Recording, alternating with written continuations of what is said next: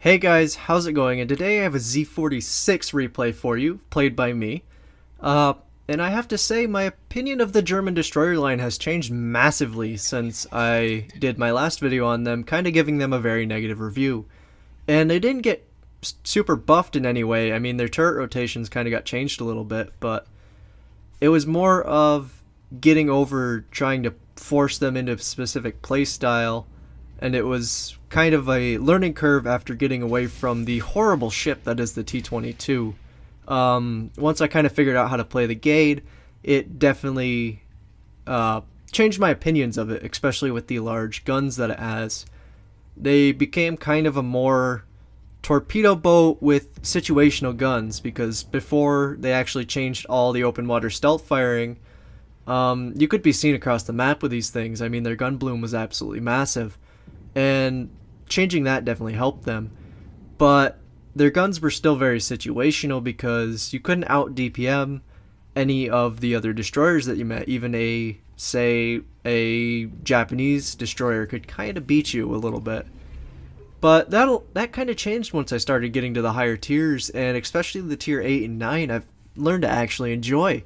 The Z-23 with the large caliber guns that it gets was absolutely impressive. And you can see one of my 10-kilometer torpedoes that I had on the 46 just nailed a destroyer in the enemy cap.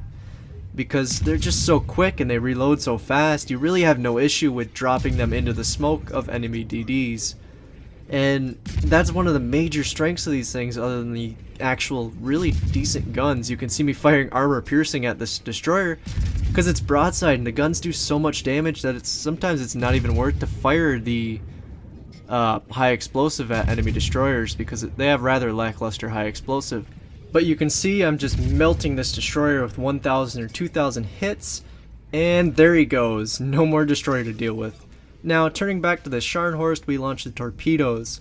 These torpedoes are pretty quick and they reload pretty fast, and they don't get spotted they have a very low spotting range. The only issue is they just don't do a lot of damage. And I mean, I'm shooting AP at a bow-on Scharnhorst, so that's not a great idea, but hopefully it will keep him pointed in towards me in order for these torpedoes to possibly hit, and it looks like he's about to turn into those. Of course, that broadside Benson behind me might make a better target before he disappears, and I'll get a few shells into him.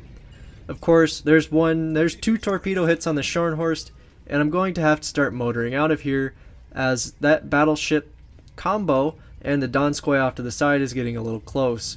Of course, my move has corresponded with the time of these dive bombers flying over, so I'm now spotted. I turn on the anti-aircraft, and the Scharnhorst is now lighting me up. These still take a lot of damage from armor piercing, so I do want to get away from that battleship.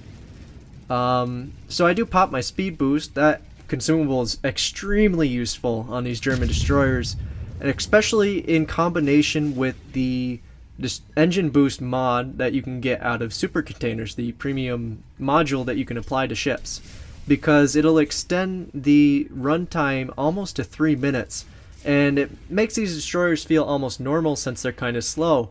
Will I get the kill shot on the Akatsuki? Nope, looks like the New Orleans will get it first. But of course, still trying to get away. The Donskoy is firing armor piercing at me for some reason, but I'm definitely going to try to get away from him because I really don't want to lose a lot of my health right now. And drop some torpedoes his way, but it does look like he was starting to turn away from those, turning back in towards the cap, and I should be disappearing pretty soon, and there it is. Now, that Donskoy's turned away from my torpedoes, so I probably won't get a good shot into him, but as I slip around the side of this island, he'll make a pretty good target for me to shoot armor piercing at as he goes broadside, and I'll start rolling salvos into him in order to try to reset that cap circle and take off good chunks of his health that he can't really regenerate, or at least he won't be able to regenerate all of it because it is armor piercing damage, and he will only be able to get a portion of that back over the course of the battle, leaving him with just a little bit less than he started with. So that's quite useful for me in case he ends up being a threat later on in the game. Of course, he is kind of pursuing me in the destroyer that I've been kind of following around so far. And right now, it's actually looking pretty well in my team's favor. we've got 3 of the enemy destroyers to 1 of our cruisers and 1 of our destroyers sunk. And, you know, 2 of the caps are kind of ours right now. They're being taken, but they can be defended. And C, it looks like the Donskoy just drove out of, so not entirely sure what he's trying to do there. Of course, this Izumo has caught my attention because he seems to be stopped right there. And I can see where he's trying to block his shots from Bravo, and you can see I'm not quite dropping my torpedoes because he is backing up behind that island. And I don't want to fire my torpedoes and just have him go across his bow, because then he kind of knows I'm targeting him. So I'm waiting for him to start speeding up because I think he's going to ambush the ships in Bravo. And there he goes, he starts to speed up, so I lead him just a little bit and let the torpedoes fly in his general direction. Hopefully the Japanese destroyer that's behind me can get a couple torpedoes into him if my torpedoes hit, and will keep his damage control ability from repairing the friendly destroyer's flooding. And of course I'm going to start shelling that Scharnhorst since I have nothing better to do. A cyclone has just started to take effect, so my spotting range is slowly diminishing. And that Izumo doesn't seem to know what's coming at him. Of course, German torpedoes have a very, very low detection rating, so he won't see them till, you know, right now. So there's 1 hit. His damage control party will be going on cooldown as he stops that flooding, if he decides to stop that flooding. Friendly carrier dropping torpedoes into his side. I'm getting armor-piercing shots through his deck. Of course, he's angling to me pretty well, so most of my shots are just bouncing off his bow armor and off his guns, but sometimes I'll hit his superstructure for a decent amount of damage. But now his damage control party's off cooldown, and the Japanese destroyer behind me has just launched torpedoes. Japanese destroyers firing high explosives to start a fire. I'm switching to high explosive. My torpedoes are back up, so I'm going to be dropping those to follow up the Japanese destroyers. And it looks like the carrier has not finished with this Izumo and has dropped again on him. Nobody wants this guy in the game at this point. Ooh, that Miyoko might be a threat. He's pretty damn close to us. But looks like the Izumo took a couple, or he might have taken 1 from the carrier and 2 from the Japanese destroyer, and it doesn't look like he's going to be escaping mine as my smoke dissipates right in front of him.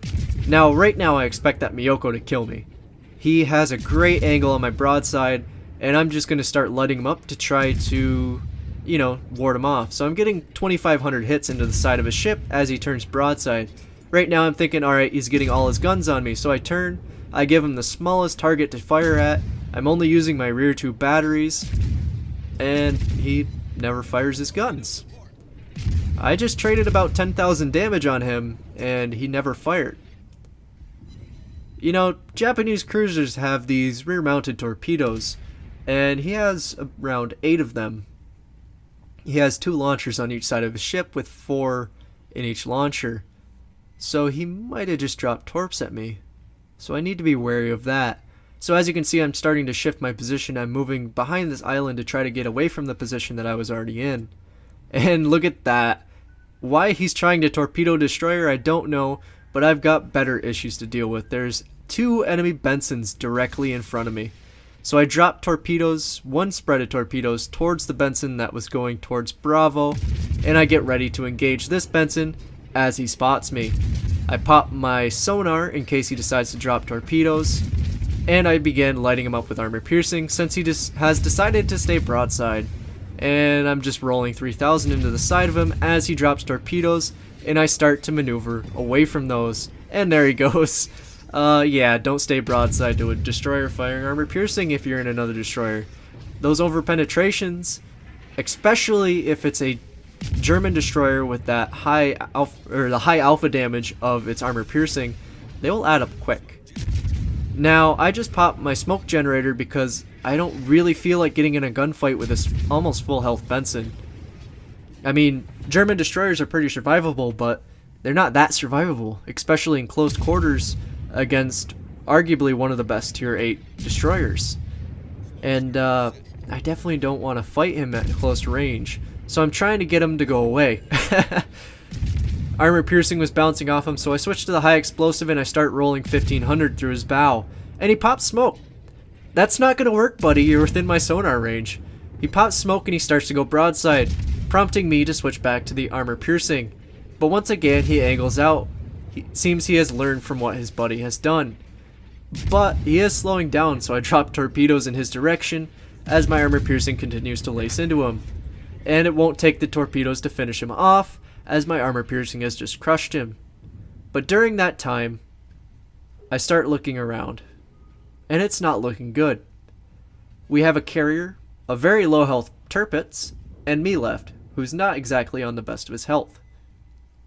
I don't have any smoke left. I have one engine boost left, and I have one sonar left.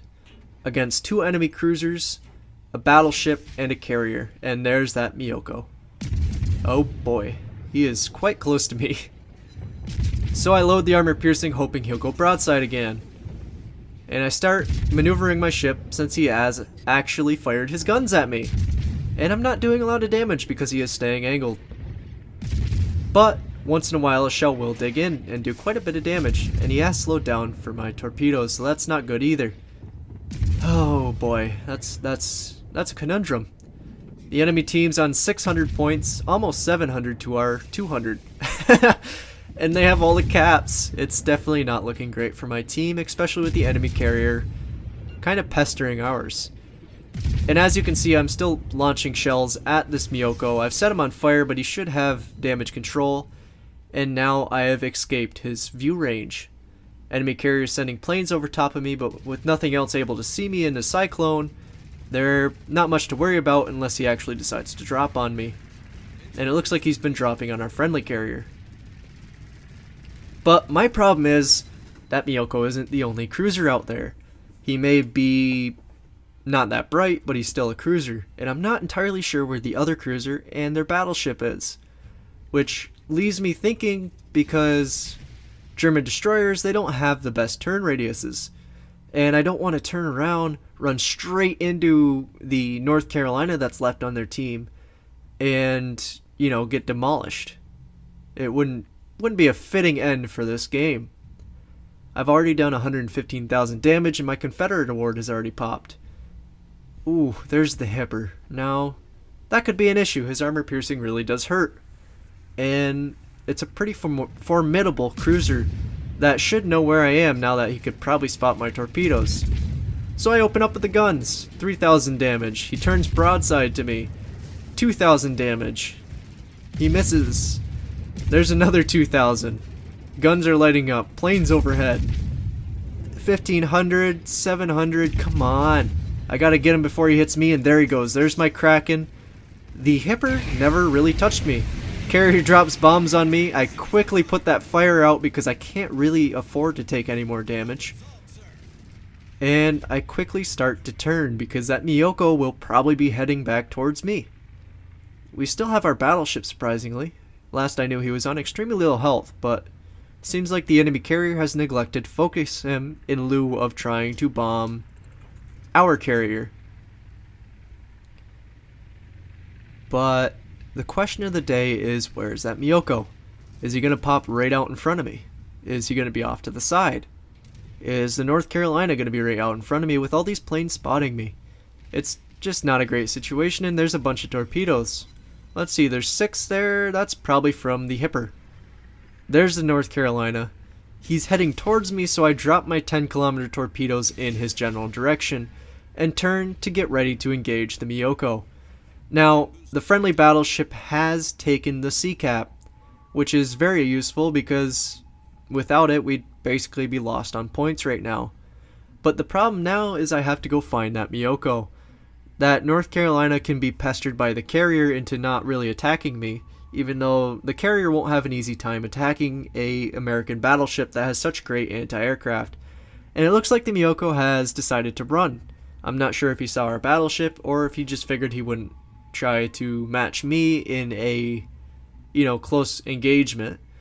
But he has chosen to run away, and our battleship has hit him. But since it is a Scharnhorst, it didn't do as much damage as another battleship and left him on 22 health. Yeah, that's a problem. Because if he gets away, the enemy team has 900 points. That's not great. And my torpedoes didn't hit the North Carolina, even though they're almost back off cooldown. We need that Miyoko dead. We need this North Carolina dead. and we need to kill the enemy carrier because we only have 3 minutes left. We do not have enough time to catch up on points. My problem? North Carolina is turning away from me. I dropped torpedoes in that direction anyway in case he's just zigzagging, but it's not going to get there in time. Our carrier really needs to take him out.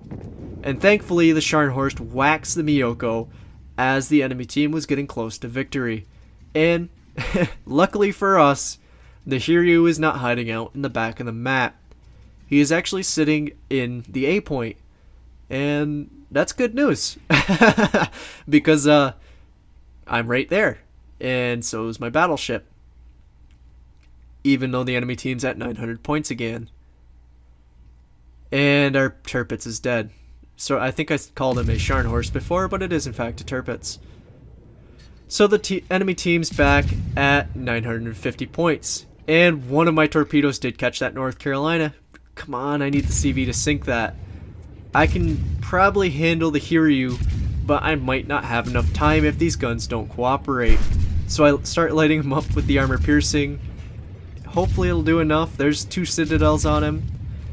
Hopefully the damage will be enough. I'm getting decent damage amounts into his broadside, but I'm really hoping he doesn't try to run away from me because, you know, these guns don't like to penetrate when the target is angled. Torpedoes won't work. I'd stop to check there, but he is trying to make a dive for the island. Looks like I am getting decent amounts of damage off on him, so hopefully I'll sink him before he does get behind the island. Enemy is at 975 points, almost about to roll up to 980. It's going to be a tight one because that battleship still needs to sink for us to win, and now that I've sunk the carrier and saved us for a little bit, we're not going to have enough time to get into that point, and we're not going to have enough time in the minute 50 left to catch them in cap points. So our friendly carrier really needs to try to take out that battleship, because without my speed boost consumable left and basically not enough speed to get over there in time, I'm never going to be able to catch that battleship. CV just dropped torpedoes on him, and will they hit though? Yep, looks like our carrier connected and ended the game. So my opinions on these have definitely changed. I think of them as a lot more formidable opponents, especially since their armor's kind of decent against lower caliber shells, but they still have to be afraid of larger caliber shells due to the amount of damage they take from armor piercing, and their torpedoes still have a very short range, and they don't do a ton of damage, but that's kind of offset by the reload of them. So I've actually really started to like these, and I kind of have to rescind my general opinion of the line that I gave before, other than, you know, the T-22, because that thing's utter garbage. Getting into the first of the after battle report shows 184,000 damage done, which for one of my first games in the Z-46 was pretty impressive to me. 334 hits with my main battery, 6 torpedo hits doing quite a bit of damage, 4 citadels, I believe most of those, or all of those were probably on the carrier, Kraken for 5 kills even though I got 6, high caliber, Confederate, 15,000 EXP, I had the flags and the camo to boost that, so don't start thinking that these ships earn a shit ton of that, and 750,000 credits, so really good earnings for that.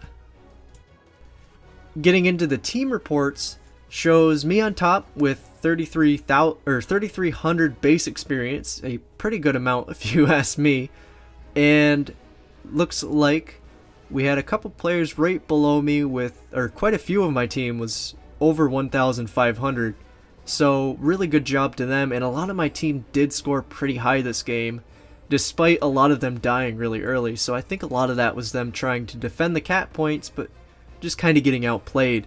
So good job to all of them, they definitely kicked in what they could, and good job to the enemy team for the top 4 players being over 1,000 base experience. I mean, even their carrier was really close to that, and so that those top 5 players definitely gave my team a run for their money.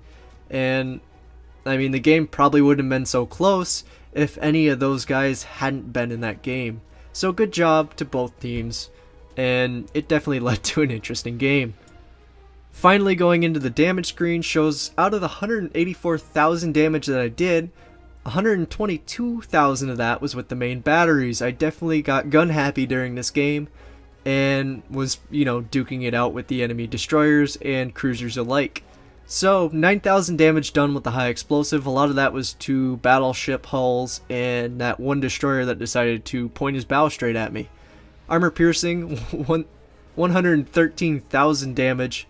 Definitely racking up the damage on those cruisers that decided to be broadside, and that carrier as he tried to make his escape at the end.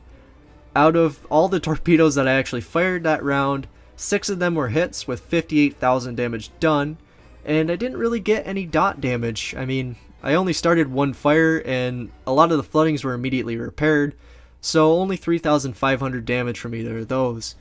I had a pretty awesome game that time, and I really considered the Z-46 a very worthy ship. I do look forward to the Tier 10 with the larger sonar radius, because I like to charge into enemy destroyer smoke, kind of root them out if they don't have any support, and as you saw, if they want to brawl me, I get out the armor piercing, especially against those pesky Russian destroyers. Looking at you, Cab, with your 50 millimeters of side armor.